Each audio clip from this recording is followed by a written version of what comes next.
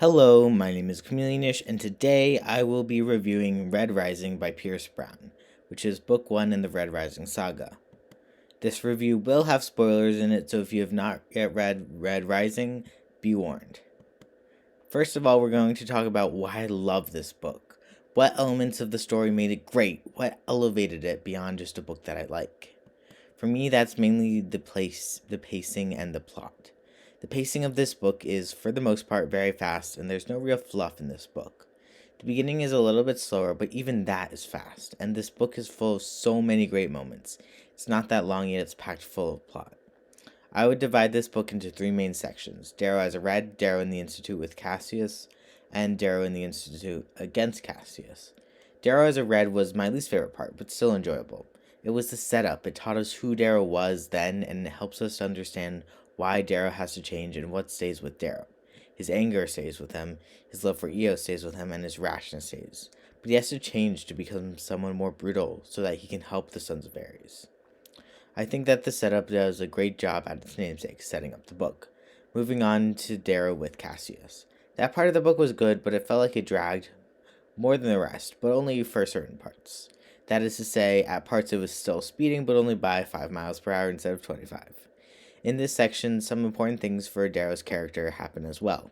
He learns that the society doesn't just take advantage of the lower characters, but some golds as well. Helps him to understand that it's not all golds who are the problem, just mainly the ones with the most power right now. Along with that, he learns to care deeply for some of the golds and, of course, learns that Titus was a Red, and what the problem would be if he did give in to his anger.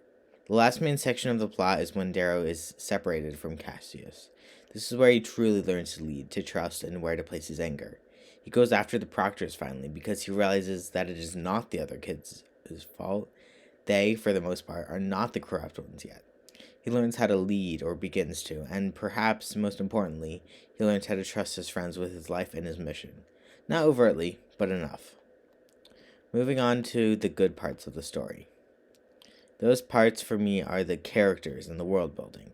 The characters I quite enjoyed, but most weren't explored in enough depth, and the one who was most explored, Darrow, was decent but not great. I'm able to root for Darrow, to get behind him, but the way he tells the story is overly dramatic at times, and it feels like he has an overinflated image of himself, but not purposefully on the author's part. The world building was adequate as well. It felt not very explored, but the colors were quite interesting as well as the institute. The worst part of the book for me was the prose. At times it was quotable, at others it was overly dramatic and felt YA. However, overall, Red Rising was a fast and enjoyable ride. It was packed full of action and great moments, but the characters in the world could have used a little bit more depth. The prose was a cup of tea, to say the least, and I don't like tea. I will give it a 4 out of 5 stars. Thank you for watching, and until next time, goodbye.